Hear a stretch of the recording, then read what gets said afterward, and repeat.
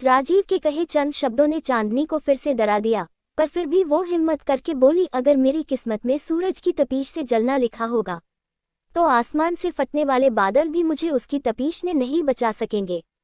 चांदनी के इतना कहते ही राजीव ने पलटकर उसकी ओर देखा तो चांदनी फिर से बोली, मुझे आपके करीब आने का कोई शौक नहीं है राजीव जी, बस मेरी किस्मत मुझे बार बार आपके करीब ले आती है। पर अब ऐसा नहीं होगा, क्योंकि मैं आज रात की ट्रेन से अपने घर वापस जा रही हूँ। जिंदगी में दोबारा शायद आपसे मुलाकात ना हो। जाने से पहले मैं आपका शुक्रिया करना चाहती थी, बस इसलिए आज जानबूझकर आपके करीब आई हूँ। राजीव अपनी बड़ी बड़ी आंखों से अभी भी उसे घूर रहा था, पर इस बार चांदनी को उससे डर नहीं लगा, इसलिए वो बिना डरे उसकी आंखों में देखकर बोली, आज आपने पहले मुझे उस लड़के से बचाया और फिर सबके सामने मेरा नाम ना लेकर मुझे लोगों की नजरों और उनके सवालों से भी बचाया, उसके लिए थैंक यू। राजीव बिना कुछ कहे पलटकर खड़ा हो गया। चांदनी मुस्कुराए और वहां से जाने लगी। उसके कदमों की आहट सुनकर राजीव ने तुरंत पलटकर देखा तो चांदनी जा रही थी।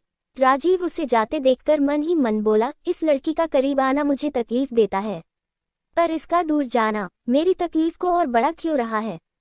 चांदनी भी आगे बढ़ते हुए मन ही मन बोली, हे भगवान, जैसे जैसे मैं इनसे दूर जा रही हो मुझे ये अजीब से एहसास क्यों हो रहे हैं, क्यों मुझे ऐसा लग रहा है जैसे मेरा सब कुछ यही छूट रहा है। दोनों को ही एक दूसरे से दूर जाने पर एक अजीब सी बेचैनी हो रही थी, इसलिए राजीव से कुछ कदम दूर जाते ही चांदनी के कदम रुक गए। उसके रुकते ही राजीव फिर से पलटकर खड़ा हो गया। चांदनी ने उसकी ओर देखा तो उसके चेहरे पर एक अजीब सी उदासी छा गई। वो पलटकर वापस जा ही रही थी कि तभी उसकी नज़र बिजली के खंभे पर पड़ी, जिसमें लगे तारों में स्पार्किंग हो रही थी। चांदनी की आंखें खुली की खुली रह गई, क्योंकि राजीव ठीक उस खंभे के नीचे ही खड़ा था। वो जोर से चीखी, राजीव जी हटिए वहां से। राजीव ने पलटकर उसकी ओर देखा तो चांदनी उसकी ओर दौड़ते हुए फिर से चीखी, हटिए वहां से। राजीव ने नजरें उठाकर ऊपर देखा तो उसकी आंखें भी खुली की खुली रह गई, पर वो कुछ समझ पाता या वहां से हट पाता। तार टूटकर उस पर गिरने लगा, पर इससे पहले कि उसे कोई नुकसान पहुंचता, चांदनी ने आकर उसे पकड़ लिया और उसे लेकर वहां से हट गई। तार जमीन पर आ गिरा। राजीव ने पहले उस तार की ओर देखा और फिर चांदनी की ओर देखने लगा, जो घबराए नजरों से एकटक उसे ही देख रही थी। राजीव के करीब आते ही चांदनी को एक बार फिर उसकी आंखों के सामने कुछ धुंधली धुंधली सी परछाइयां नजर आने लगी। राजीव भी चांदनी को अपने इतने करीब देखकर एक अजीब सा एहसास महसूस कर रहा था। तभी अचानक सारी लाइट्स ऑफ हो गई और चारों ओर अंधेरा सा छा गया, पर अंधेरा होने पर भी राजीव और चांदनी एक दूसरे में खोए हुए थे। राजीव ने आहिस्ता से अपना हाथ चांदनी की ओर बढ़ाया और उसके गाल को छुआ। उसकी छुअन महसूस करते ही चांदनी ने अपनी आंखें बंद कर ली। आंखें बंद करते ही उसे सब कुछ साफ साफ नजर आने लगा। उसे कुछ अजनबी से चेहरे दिखाई दिए, पर फिर अचानक उसे उन अजनबी चेहरों के बीच खुद का भी चेहरा नजर आने लगा और उसे घबराहट होने लगी, पर राजीव के चेहरे पर मुस्कुराहट थी। तभी सारी लाइट्स ऑन हो गई। चारों ओर रोशनी होते ही चांदनी ने घबराकर अपनी पलकें झपकाई तो उसके सामने राजीव खड़ा था। राजीव को भी जब चांदनी अपने इतने करीब नजर आई तो वो भी हैरानी से उसे देखने लगा, पर फिर उसके चेहरे के भाव बदल गए और उसने गुस्से में चांदनी की बाहें पकड़कर उसे खुद से दूर धकेल दिया। चांदनी ने लड़खड़ाते हुए खुद को संभाल लिया। तभी राजीव गुस्से में भड़का, मेरे करीब आने का एक मौका भी नहीं छोड़ती हो तुम। जब से मुझे मिली हो किसी न किसी बहाने बार बार मेरे करीब आने की कोशिश करती रहती हो।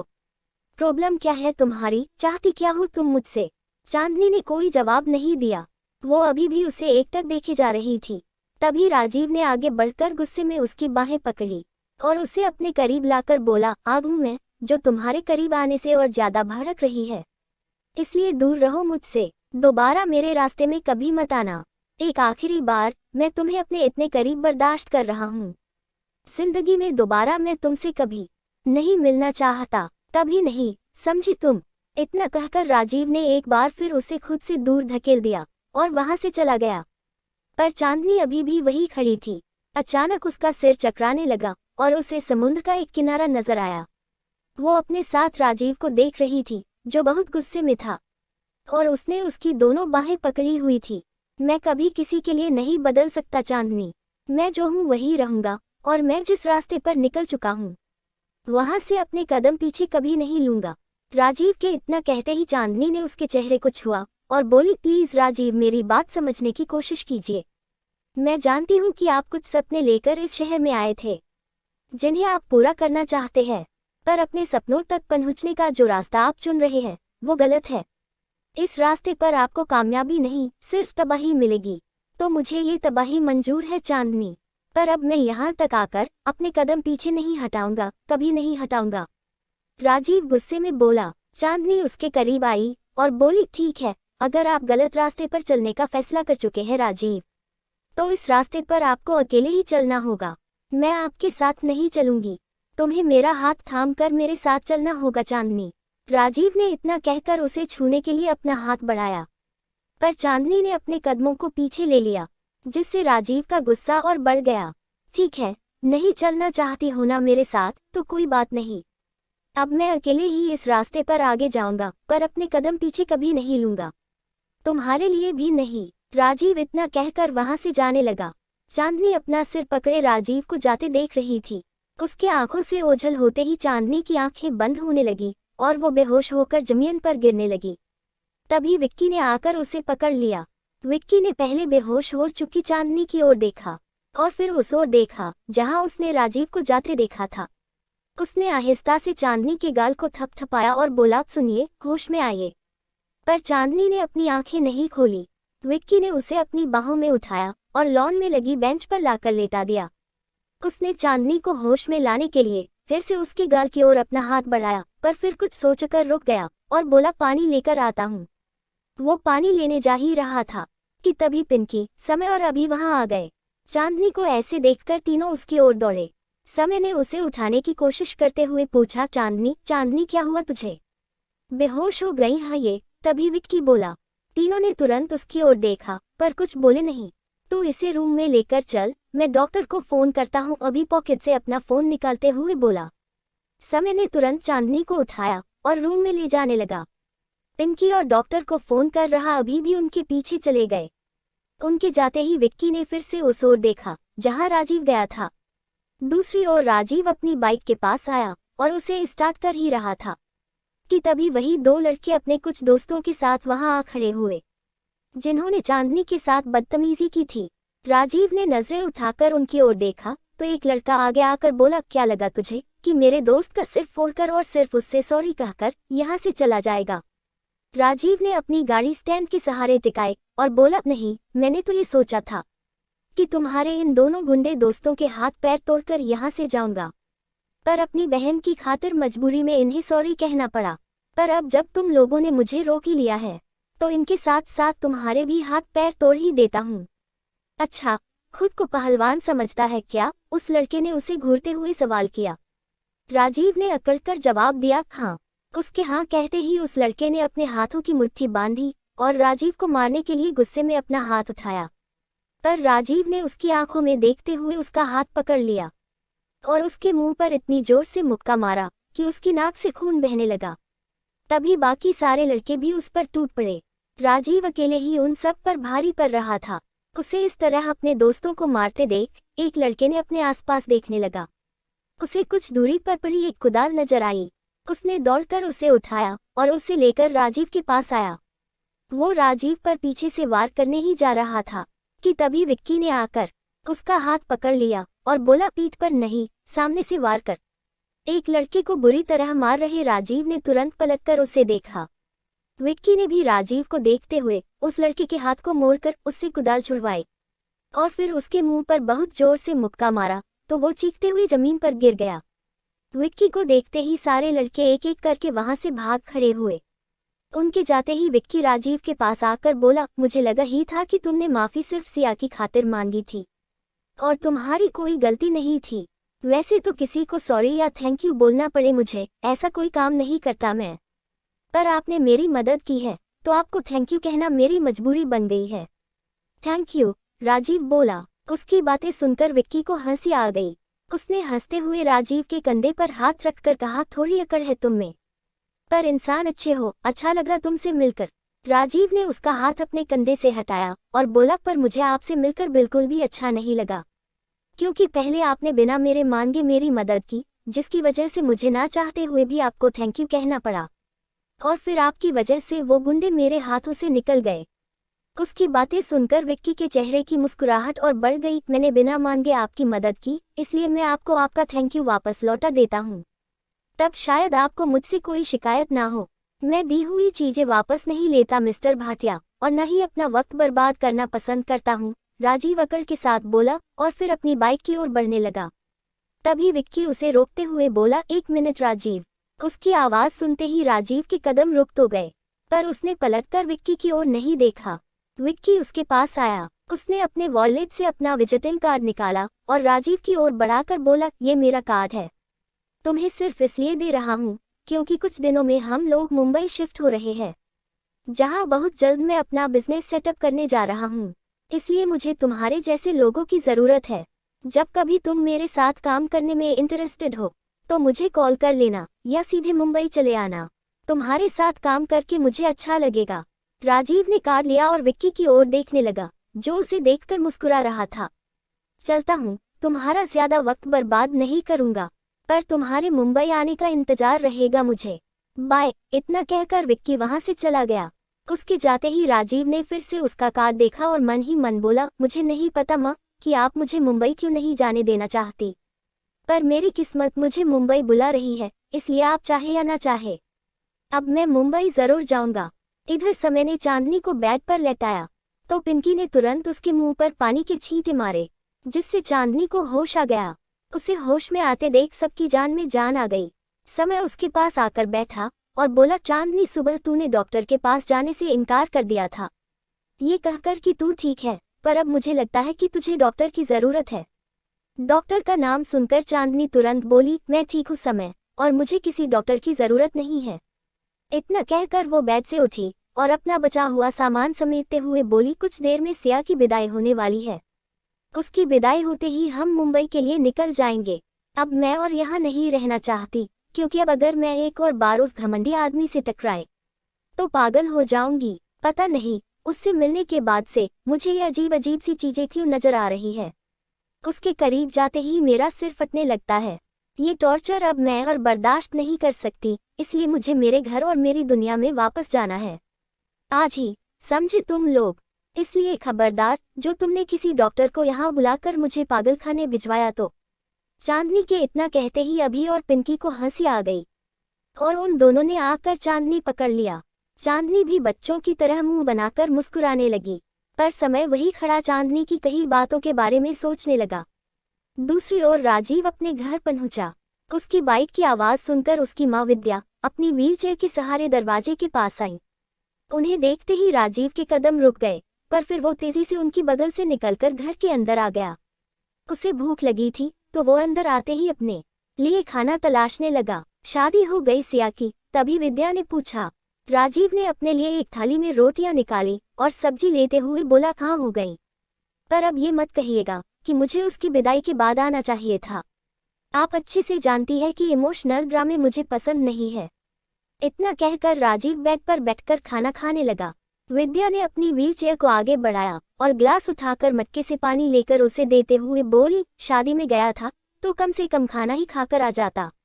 राजीव ने पानी लिया और बोला, वहाँ खाना ना खाने की दो वजह है मेरे पास। पहली कि मैं वहाँ खाना खाने में कंफर्टेबल फील नहीं कर रहा था, और दूसरी ये कि आपके हाथों का खाना खाए बिना मेरा पेट नहीं भरता। जब वहाँ शराब पीना तुझे अजीब नहीं लगा तो खाना खाने में क्या परेशानी थी तुझे? विद्या ने पूछा।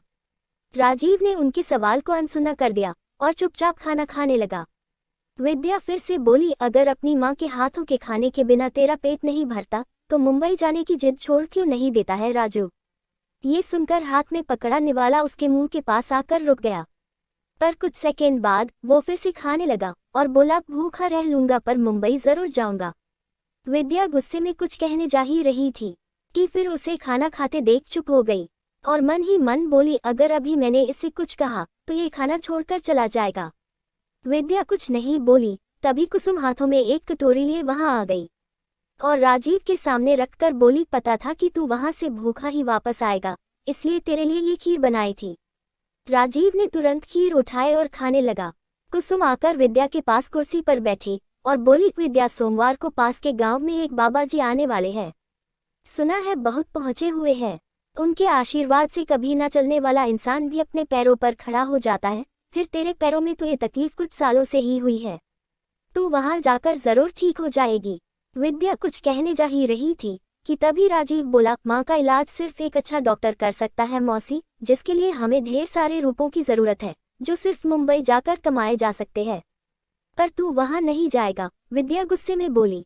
राजीव ने खीर खाते हुए पलटकर जवाब दिया, आप मुझे बहुत अच्छे से जानती हो माँ, एक बार जो फैसला मैं ले लेता हूँ उसे कोई नहीं बदल पाता। विद्या गुस्से में उसके पास आई और बोली, और मेरा फैसला भी नहीं बदलेगा राजू।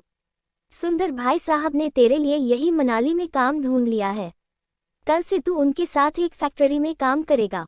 एक बार तू किसी बंदी जगह पर काम पर लग जाए तो फिर कुसुम ने तेरे लिए जो लड़की बताई है उससे तेरी शादी कर दूंगी। विद्या के इतना कहते ही राजीव गुस्से में भड़का, आपकी बातों से तो मुझे ऐसा लगता है माँ जैसे मैं आपकी औलाद ही नहीं हूँ। राजीव के ये शब्द विद्या के दिल में तीर की तरह चुभे, पर फिर भी उसने खुद को संभाल लिया और अपनी व्हील चेयर घुमाकर राजीव की ओर पीट करके बोली, अगर तुझे ऐसा लगता है राजू तो ऐसा ही सही, पर उससे मेरा फैसला नहीं बदलने वाला है। तू मुंबई नहीं जाएगा, और अगर तू मेरी मर्जी के खिलाफ वहां गया राजू तो भूल जाना कि तेरी कोई माँ भी है। और वैसे भी अभी थोड़ी देर पहले तू खुद कह चुका है कि तू मेरी औलाद नहीं है। राजीव ने अपनी आंखें बंद करके अपने गुस्से पर काबू किया और अपनी माँ के पास आकर बोला, सॉरी माँ, गुस्से में आज कुछ ज्यादा कह दिया मैंने, पर आप भी तो मुझे समझ नहीं रही है। मेरे कुछ सपने हैं जिन्हें मैं बचपन से देखता आ रहा हूँ और उन्हें मैं पूरा करना चाहता हूँ। मैं आपका बेटा हूँ, पर पता नहीं क्यों ये ईंट, रेत, सीमेंट, इन सब चीजों से मुझे बचपन से इतना लगाव क्यों है। आप खुद ये बात जानती हैं माँ कि बचपन में भी जब मैं किसी का घर बनते देखता था तो वहां से हिलता तक नहीं था। बचपन में भी मैंने घर घर कभी नहीं खेला, बल्कि मैं मिट्टी के घर बनाया करता था, बिल्डिंगें बनाया करता था। मुझे ऐसा लगता है कि मैं पैदा ही ये सब काम करने के लिए हुआ हूँ। और फिर जब मैंने आपको बताया था कि मैं इस फील्ड में ही अपना करियर बनाना चाहता हूँ, इसी की पढ़ाई करना चाहता हूँ, तो आप तुरंत मान गई थी। आपने एक बार भी इनकार नहीं किया था, तो अब क्यों माँ? विद्या राजीव की ओर देखकर मन ही मन बोली, अब मैं तुझे कैसे बताऊं राजीव कि मैंने इनकार क्यों नहीं किया था। कैसे बताऊं तुझे कि ये काम तेरे खून में है, इसलिए मैंने तुझे नहीं रोका, पर मैं तुझे मुंबई नहीं जाने दे सकती। तभी राजीव उनके घुटनों पर हाथ रखकर बोला, प्लीज जाने दीजिए मुझे माँ, दम घुटता है मेरा इस शहर में। मैं यही पैदा हुआ हूँ, यही बड़ा हुआ हूँ, पर फिर भी मुझे ये शहर अपना सा नहीं लगता। यहाँ के लोग मुझे अपने नहीं लगते। प्लीज मुझे मुंबई जाने दीजिए माँ, आपका इलाज भी वहाँ अच्छे से हो सकेगा और मैं बहुत जल्द आपको वहाँ बुला लूंगी। प्लीज माँ जाने दीजिए मुझे। नहीं, तू मुंबई नहीं जाएगा राजू, कभी नहीं जाएगा, विद्या गुस्से में बोली। उनके इतना कहते ही राजीव गुस्से में उठकर वहां से चला गया। राजू, राजू मेरी बात सुन राजू, कुसुम उसके पीछे जाते हुए बोली। पर राजीव नहीं रुका। कुसुम ने पलटकर विद्या की ओर देखा और उसके पास आकर बोली, विद्या मुझे नहीं लगता है कि तू अब राजू को मुंबई जाने से रोक सकेगी। वो नहीं मानेगा। जानती हूँ कुसुम कि वो अब नहीं रुकेगा। मैं ये भी जानती हूँ कि खून खून को पुकारता है, पर राजू के मुंबई जाने से उसकी जान खतरे में आ सकती है। उसकी जिंदगी बचाकर मैं किसी का कर्ज उतार रही हूँ कुसुम, किसी के किए एहसानों का बदला चुका रही हूँ। मैं उसे वहां भेजकर उसकी जान खतरे में नहीं डाल सकती। विद्या आंखों में आंसू लिए बोली। उसे रोता देख कुसुम उसके पास बैठी और बोली, मुझे लगता है कि तुझे राजू को सच बता देना चाहिए। बिल्कुल नहीं, कभी नहीं, क्योंकि वो सिर्फ मेरा बेटा है और यही उसकी जिंदगी का सबसे बड़ा सच है। किसी और से उसका कोई लेना देना नहीं है और ना कभी होगा, विद्या बोली। उसकी बातें सुनकर कुसुम आगे कुछ नहीं बोल पाई। इधर सिया की शादी हो चुकी थी और सब लोग उसे एक एक करके शादी की बधाइयां दे रहे थे। चांदनी ने भी आगे बढ़कर उसे अपने गले लगाकर कहा, कांग्रेचुलेशन सिया, तुझे और तेरे पति को ये शादी मुबारक हो। सिया कुछ नहीं बोली, बस मुस्कुरा दी। पर आकाश मुस्कुराते हुए बोला, थैंक यू चांदनी। चांदनी सिया के चेहरे को छूकर बोली, अच्छा सिया अब हमें निकलना होगा वरना हमारी ट्रेन मिस हो जाएगी। ओह हाँ, तुम लोगों की तो आज रात की ही ट्रेन है, मैं तो भूल ही गई थी, सिया झट से बोली। और फिर उसने वही खड़े अरुण को इशारा करके अपने पास बुलाया और उससे बोली, अरुण काका से कहो कि गाड़ी निकाले और इन सबको रेलवे स्टेशन छोड़ आए। काका नहीं, मैं खुद इन्हें छोड़ने जा रहा हूँ। इसलिए तू टेंशन मत ले, तेरे दोस्त सेफली स्टेशन पहुंच जाएंगे। अरुण के इतना कहते ही सिया के चेहरे पर मुस्कुराहट आ गई। उसने चांदनी की ओर देखा और बोली, तुम सबको और रुकने के लिए नहीं कहूंगी, क्योंकि मैं भी तो जल्दी ही मुंबई आ रही हूँ। बहुत जल्द हम सब फिर से साथ होंगे, है ना? चांदनी और पिंकी ने मुस्कुराते हुए हामी भरी तो समय ने आगे आकर सिया को गले लगाकर कहा, अपना ख्याल रखना और फोन करती रहना। सिया का ख्याल रखने के लिए अब मैं हूँ समय। तभी आकाश बोला। समय के साथ बाकी सबने उसकी ओर देखा। लेखिका कविता वर्मा।